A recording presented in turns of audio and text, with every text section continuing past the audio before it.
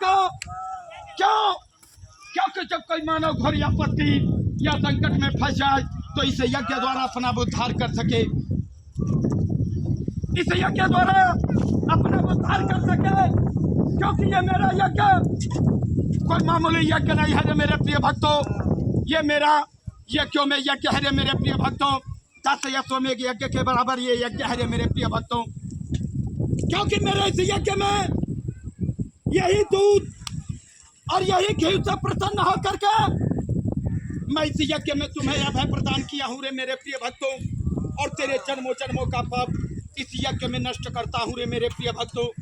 और जो मेरा यज्ञ निष्काम भाव से करता है 11 या 21 वो वंशतोगतवा इस यज्ञ के द्वारा मोक्ष को प्राप्त करके मेरे गोधाम में प्रवेश करता है। और जब मेरे गोधाम में प्रवेश करता है रे मेरे प्रिय भक्तों तो ये एक सूर्य तो क्या हजारों सूर्य के प्रकाश से प्रकाशित होता है और अपने स्वरूप को प्राप्त कर लेता है। क्योंकि है मेरे प्रिय भक्तों प्रत्येक मानव का कर्तव्य है अपने स्वरूप को प्राप्त करना। और जो मेरा प्रिय भक्त अपने स्वरूप को प्राप्त कर लेता है वही धन्य है रे मेरे प्रिय भक्तों, वही धन्य है।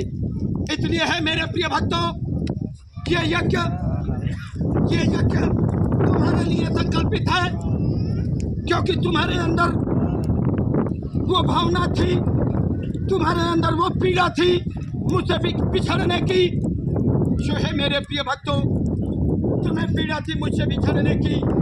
जो है मेरे प्रिय भक्तों इस यज्ञ के द्वारा तुम मेरे पास आते हो मेरे प्रिय भक्तों। और मैं तेरे दर्द को और तेरे पापों का शमन इस यज्ञ में करता हूँ। तो है मेरे प्रिय भक्तों जो मेरा प्रिय भक्त व्रत रह करके जमीन पर या चौकी पर सोकर नंगे पांव 10 पग आगे बढ़ा करके मेरे यज्ञ की तरफ आते हैं। 10 कोटि समन उसके पापों का समन इस यज्ञ में होता है रे मेरे प्रिय भक्तों। क्योंकि ऐसा ही मेरे यज्ञ में मेरे यज्ञ का प्रभाव है, ऐसा ही मेरे यज्ञ का प्रभाव है। क्योंकि मेरे इस यज्ञ में जो मेरा चिंतन यज्ञ का चिंतन भ्रमण करता है वो सौभाग्य प्राप्त करता है इस यज्ञ से मेरे प्रिय भक्तों। और इसलिए है मेरे प्रिय भक्तों तुम माना हो कोई मामूली माना नहीं हो। आज तू दुखों के जंजाल में फंस करके अपने आप को है मेरे प्रिय भक्तों दर दर भटक रहे हो। और यह दुख यह पीड़ा तुम्हारा पीछा कर रही है और यह दुख तुम्हारा पीछा नहीं छोड़ रही है रे मेरे प्रिय भक्तों। इसलिए है मेरे प्रिय भक्तों इससे बाहर निकल करके अपने अस्तित्व को परखो, अपने आप को परखो कि मैं कौन हूँ, मेरा जन्म क्यों हुआ, मेरा कर्म क्या है और मैं कर क्या रहा हूँ मेरे प्रिय भक्तों। जो मेरा प्रिय भक्त अपने आप को परख लेता है वो अपने अस्तित्व में रमण चिंतन करता है। जब अपने अस्तित्व में रमण चिंतन करता है रे मेरे प्रिय भक्तों तो इसी अस्तित्व में परमात्मा का साक्षात्कार होता है। जब परमात्मा का साक्षात्कार हो जाता है रे मेरे प्रिय भक्तों तो वह सत्य के मार्ग पर चलने लगता है। जब सत्य के मार्ग पर चलने लगता है तो वो अपने आप को और अपने सारे सवरियों को मुझे समर्पण कर देता है। मुझे समर्पण करके मुझ में ही रमण करता है, मुझ में ही चिंतन करता है। वही अंततोगत्वा मोक्ष को प्राप्त करके मेरे धाम में प्रवेश कर जाता है मेरे प्रिय भक्तों। जब मेरे धाम में प्रवेश कर जाता है तो आवागमन से मुक्त हो जाता है मेरे प्रिय भक्तों। क्योंकि प्रत्येक मानव का कर्तव्य है अपने स्वरूप को प्राप्त करना, अपने आप को देहाभिमान से ऊपर उठना, यह तुम्हारा कर्तव्य है।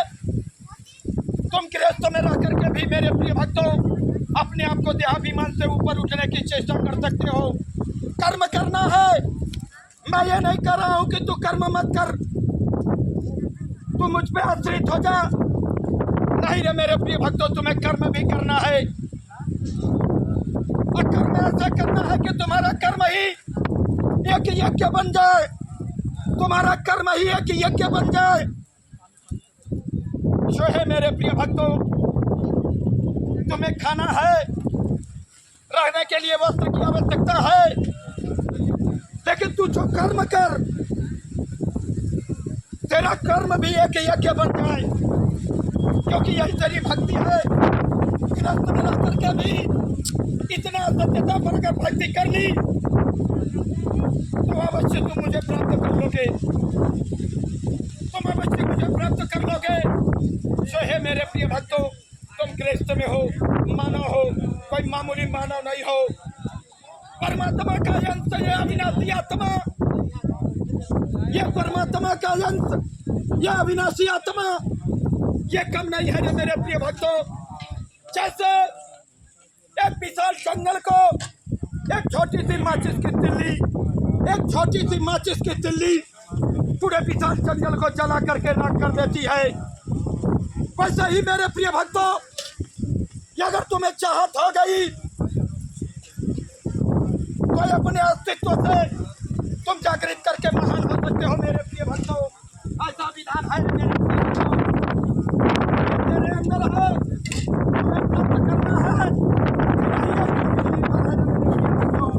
ये तुम पर निर्भर है।